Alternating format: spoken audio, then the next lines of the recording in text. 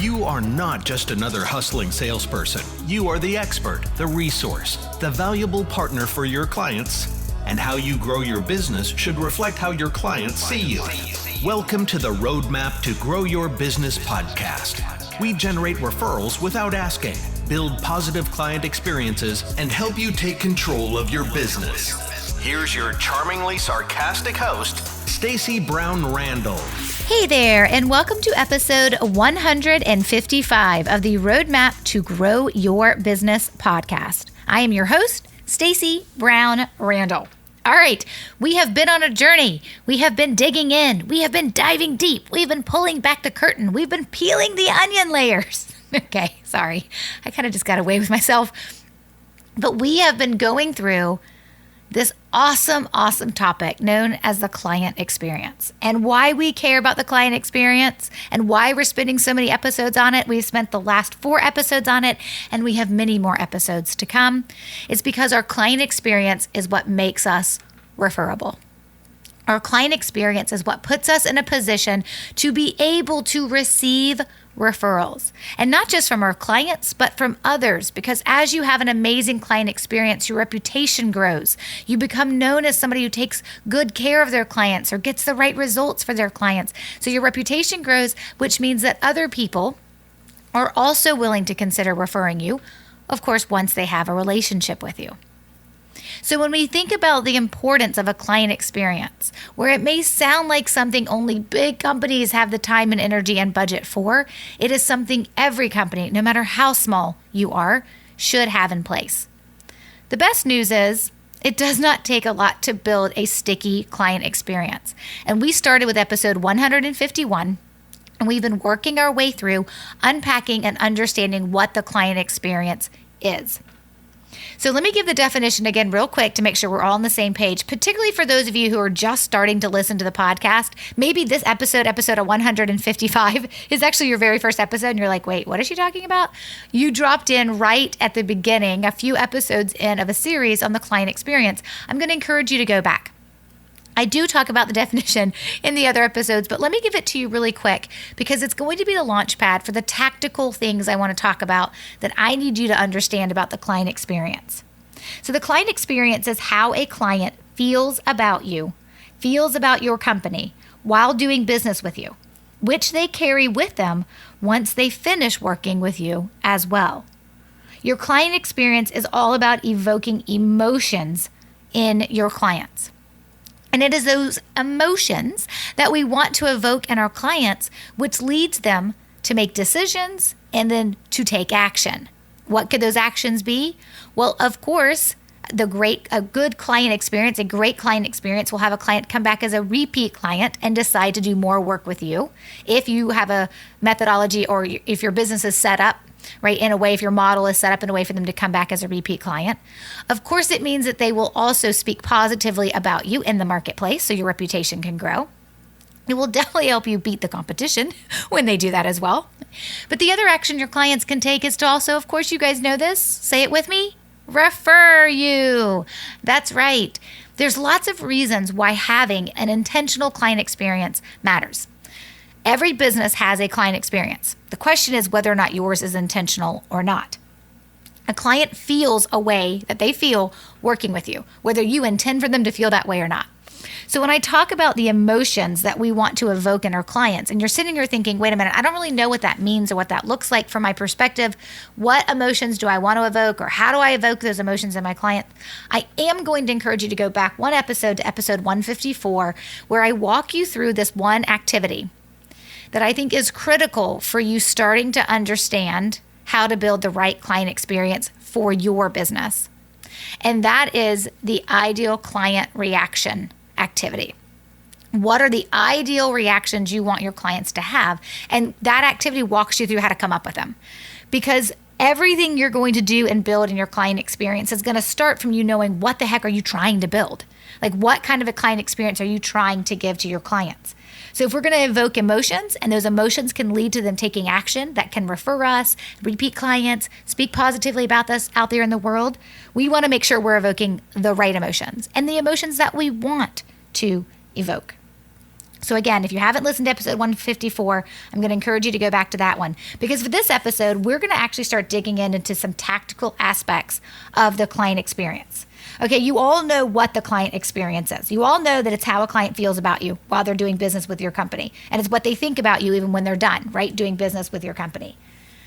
But that begs the question, if we're digging into the tactical aspects, the nuts and bolts of the client experience, it begs the question of, okay, great. So then when does it start and when does it end? And I want to address both questions in this episode. And then I'm going to break down for you a formula of how I like to teach the client experience, which will make it really crystal clear on exactly what you're supposed to be doing. So we're going to dive into those three things right now. So we're going to start with where does it start? And then we're going to talk about when does it end? And then we're going to talk about the formula, the two-part formula of everyone's client experience. Okay, when does it start? I believe that the starting point for all client experiences is actually very easy to define and pinpoint, because it's the moment that the client says to you, yes, I want to work with you, which means the client experience has begun once the buyer's journey ends. So using this from my business's perspective, when I am on a referral audit call with a company or with a client, with a business owner, and I'm on a referral audit call with them, and we are talking about what their referral generation looks like, where their gaps are, and what they need to do to improve it. And then we start talking about whether or not my program, Growth by Referrals, is the right program for them. They are in the buyer's journey. And they've been in the buyer's journey, right? They were in the buyer's journey, right, when they first became aware of me. And then they said, maybe Stacy can help me. And that, whether they're referred to me, they read my book through Amazon, like they see it on Amazon and they buy the book, right? It doesn't matter how they became aware of me, right? Maybe they heard me on another podcast. Maybe they randomly landed on this podcast. Maybe somebody recommended this podcast to them. And they just say, okay, I'm aware of what Stacy does. I think she can solve my problems. They're in the buyer's journey. When they make the decision to schedule an audit call with me, we call them referral audit calls, they're still in the buyer's journey. When I'm walking through the different levels of how you can go through the Growth by Referrals program, whether that is independent study or VIP or corporate training, and we're going through those different levels, still in the buyer's journey. And at the point they say, yes, Stacy, I'm going to join, regardless of what level that is, right? At that moment, they say, yes, I'm joining, and they make the decision to join the program. That is when the buyer's journey ends and the client experience begins. Now, most of you are probably somewhat familiar with what the buyer's journey is all about, which is specifically the three main stages that I kind of teach when you're thinking about the buyer's journey, like on a totality, is that first they become aware of you, then they move into the buyer's journey to make the decision if you're the person they want to hire, and then they close themselves, right? They either say yes, no, or not now. And so there's kind of like those overall like three like high level points or stages that you go through within that like prospecting funnel, or when they're a prospect. They become aware of you. They're in the buyer's journey phase where they're trying to figure out, do I want to hire you? Are you the right person? And then closing, yes, no, or not now. There are some people out there who would tell you that the minute they become aware of you, they're in the client experience. I completely disagree. I believe they're in the buyer's journey, and they don't become a client until they say, yes, I want to work with you. And once they say, yes, I want to work with you, the buyer's journey ends. They are no longer a prospect, and now they have moved into being a client. And so while they're in the buyer's journey, they're trying to decide if they should hire you, right? And then once they decide to hire you, now we're in the client experience. Now, for some of you, your buyer's journey is like super short. And for others of you, your buyer's journey can be much longer. It can take them months, sometimes years, to make a decision to hire you. But once the client says yes to hiring you, that is the moment your client experience begins. And it begins for everybody at that moment. So, more than likely, you have things that happen when someone says, yes, I want to hire you, just like I do. When somebody is on that referral audit call and they say, hey, I'll get back to you, or yes, I want to start, whatever it is, and they get to the point where they click the Enroll Now button on the Growth by Referrals website, where they're like, they're on that page and they click the Enroll Now button and they actually put in their credit card information and they make the investment into my program. At that moment, they become a client. And there are a series of steps that are triggered. And it is all about how we onboard that client, right? It's how we get their username and password. It's how we send them their welcome video. It's how we do their welcome post in our student-only Growth by Referrals Facebook group. Like, there's a whole onboarding scenario that immediately starts when someone says yes to being a client. And coming up in another episode, I'm going to dig in to like the 3 stages of the client experience. But right now, I want you guys to kind of stay at a high level with me here, because I just want you to get an idea of when yours starts. For some of you, when you're figuring out when it starts, it may be for you the very first thing that they do that commits them to you. So it may not be them verbally saying, yes, I'm going to hire you. It could be when they actually sign their letter of agreement, right? Once they sign the LOA, if they're an attorney, that's what makes them a client, right? Or as a financial advisor, when they start signing the paperwork to transfer over their assets or to sign up for their new insurance or whatever it is, that's the point at which they become a client. You get to determine what the work is that happens that makes them officially a client. But I believe at the moment someone says, yep, I'm going to hire you, and they move forward to hire you, that is when your client experience begins. Which brings up a really, really valuable question of when does it end? Well, it's not a when does it end, it's actually does it end? Yes, stay with me here, right? So it's not when does your client experience end, it's more about when. It's not about does it end, it's about when does it end. Because for different businesses, it's going to end or not end. So it doesn't end for every type of business. Some businesses, your client experience will end. For other businesses, your client experience will not end. So the end date of your client experience is dictated by the type of work you do and how you deliver your service. Which means, right, again, for some, it's never done. So the client experience extends indefinitely. And for others, there's a firm end date. So let me give you guys some examples. Examples of someone whose work is never done, meaning they don't have an end point to the service they offer, and thus the client experience never ends, or like our financial advisors, our insurance agents, our CPAs, our bookkeepers, right? Or any company that kind of provides like a maintenance plan to their service or product offering. So think about this. A financial advisor wants to manage your money indefinitely, right? An insurance agent wants to manage your risk with your insurance products indefinitely. A CPA wants to do your taxes every year. A bookkeeper wants to do the reconciliation of your books, your QuickBooks, whatever you use, every single month. And they don't just want to do that for 6 months. And they don't just want to do that for 1 year. They want to do it for year after year after year. They don't want it to end. And so in that case, those type of businesses would say, hey, this is my client experience starts when someone says yes to working with me, but it never ends. And we're going to address what that looks like from a stage perspective in the next episode. Now, let's look at some of examples that have end dates to the work that they do. So examples that if you consider where the work begins and then it ends are folks like interior designers or travel agents, real estate agents, or architects. Right, this is just some examples. Some other examples would be any type of consultant who works on projects, whether you're a business consultant, marketing consultant, leadership consultant, and you're brought into a company to work on projects. Or maybe you're a coach, like a business coach, an executive coach, maybe you're a parenting coach, right, a life coach, and you work with clients or families for a set amount of time. When your work has a start date and an end date, that means your client experience ends. So let me go a little bit deeper from that perspective. So let's just take this from an interior designer's perspective. Once the interior designer has like built out your board that shows you all the amazing things they're going to do for you, and then they've designed it, right? Officially, it's been designed, and then it's been officially installed, and it is complete, and your home looks amazing, and they are done. That's when the client experience ends. Now, if you come back to them to hire them again, maybe they did your kitchen and now you want them to do your master bedroom, then you become a repeat client and the client experience starts all over again. Now, again, I'm going to dive in the next episode about these 3 stages and how they interact with each other. But what I want you to know right now is that everybody has the same start point to their client experience. It's when a client says yes to working with you.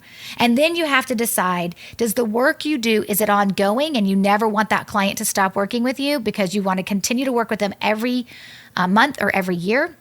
Or does your work have an end date? Whether or not they become a repeat client, right? You still have an end date to the work that you do.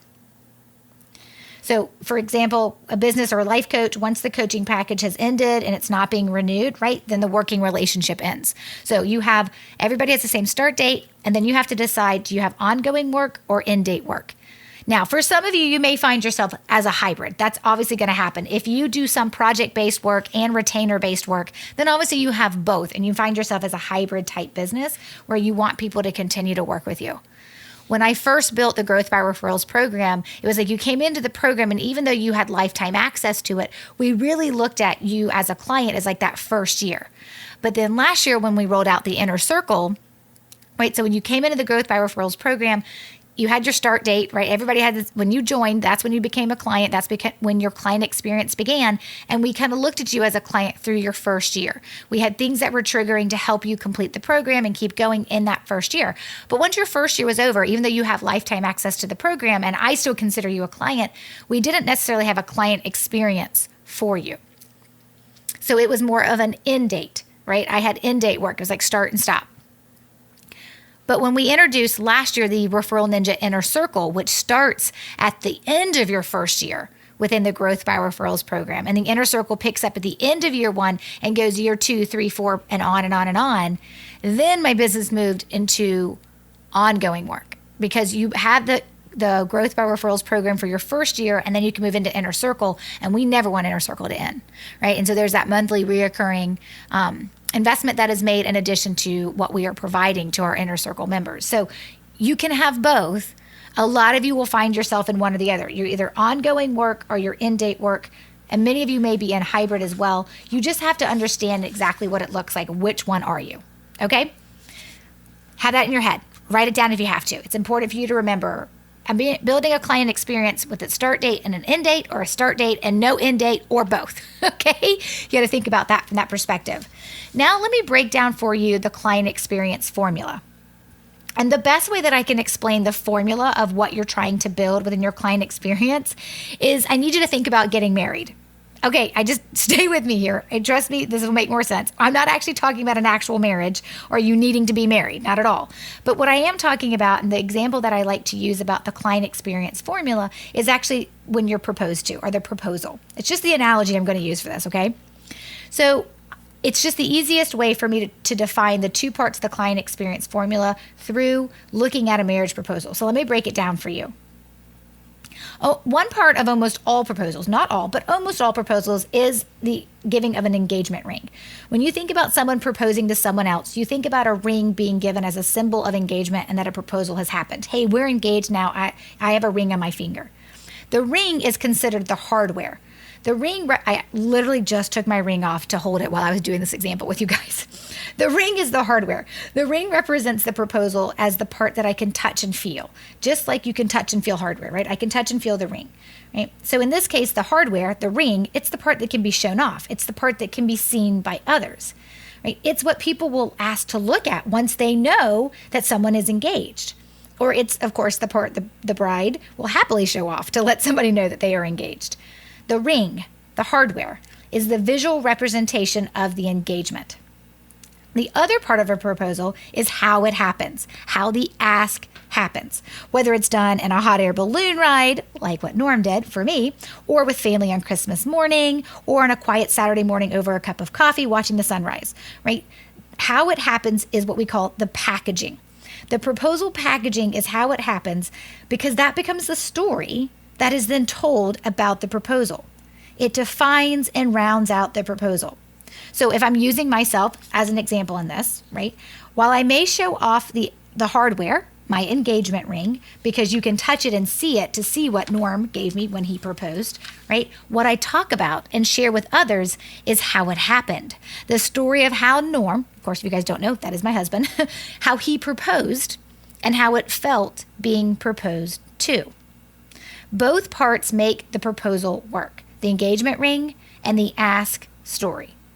So if we're relating that to the client experience, specifically the two parts of our client experience formula, the first part of the client experience formula is the work you do. The work you do is the hardware, like the engagement ring. It's the thing I can touch and feel and see. I can see that I have this document that you created for me, right? As an attorney, I can see that you redlined this document and gave me a great negotiation, right? As a financial advisor, I can see my assets growing or not, right? That's the work that you do. The second part of the client experience formula is the relationship you build with your clients. The relationship, or how you connect with your clients, is the packaging. It's how the proposal ask happened. So if you think about the first part of your client experience is the work you do. It's usually what I can touch and see and feel because it's the work you do. And the second part is the relationship you build with your clients. And it takes both parts, the work you do and the relationship you build with your clients, to make the client experience work, just like a proposal.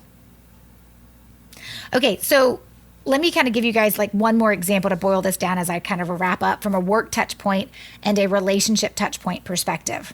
Okay, for some businesses, it's easier to think of your work touch points as hardware because you can quite literally touch and feel them, right? This is particularly true for businesses who sell a product, right? So if I sell coffee or I sell shoes, right, then I can touch and feel what I'm buying, what I'm paying for. I like carry it out of the store, right? I can touch the hardware. But if you offer a service that I can't touch, like a product, it's still the work you do. It's still the work touch points, right? So maybe there's a contract or paperwork that describes what the person is agreeing to, right? Even if the service can't be touched, right? Maybe there's paperwork. If you think about this from the perspective as I can't exactly touch the money that you're managing as a wealth manager, I can go online and I can see how and where it's being managed, and you send me monthly or quarterly reports on it. So with the client experience, we boil down the work you do to a series of work touch points. And depending on how streamlined your business is or not, there's a set of steps that deliver that work. And the work you do, of course, has to be quality. It's got to be appreciated and seen as your clients as valuable by your clients, right? But the work touch point isn't the entire client experience. It's just the hardware of the client experience. And it's only one half of our client experience equation. The next part of the client experience equation is the relationship. So remember, the work touch points is the ring, the hardware, what I can touch and see and feel about working with you. The relationship part of their experience, right? The relationship part of the client experience is the how you asked me to marry you. It's the proposal, it's the packaging. And it really is a lot of where the emotions are evoked. And so when you think about evoking those emotions we want from our clients, with the relationship we build with them and the packaging of our client experience, this is the part of the equation where we can really turn our clients into raving loyal fans, right? Just like the work is delivered in a series of touch points, we build the relationship or the connection with our clients through a series of touch points. I just happen to call these the relationship touch points. So for an architect, right? A relationship touch point for an architect or a parenting coach could be the thank you note that is written once a new client comes on board to welcome them to being a client. Or the interior designer, right? When they're finishing designing and installing the house renovation, maybe it's the loved working with you gift that is actually provided or given. Now, don't misunderstand. The work we do and the results it produces for our clients matter in a very significant way. So I'm not downplaying the work that you do and saying the relationship piece is more important. But you have to remember, when we talk about a company we love, we always share how they make us feel in addition to the results we have. Let me say that again. The work you do and the results you produce for your clients matter in a very huge way, very significant way. But when we talk about a company that we love, we always share how they make us feel in addition to the results that we have. So we have to keep in mind that we want both parts, the work touch points and the relationship touch points, to invoke that overall loyal, raving fan, that wonderful, sticky, repeatable client experience that we are ultimately after. So now you know when a client experience starts, and you know if for you it ends or not, or you're a hybrid, and you understand the two parts of the client experience formula, the work touch points and the relationship touch points. Next up, episode 156, we are going to dig into the 3 stages and look at what we just talked about within the lens of the 3 stages of the client experience. But remember, the resources that we shared in this episode can always be found on the show notes page at stacybrownrandall.com/155. That's 155, and Stacy has an E. And I can't wait to bring you next week's episode 156, on the 3 stages. But until then, my friends, take control and grow your business. Bye for now. Thanks for listening to the Roadmap to Grow Your Business podcast. To access all resources and links mentioned in today's show and to connect with Stacy, head over to www.stacybrownrandall.com.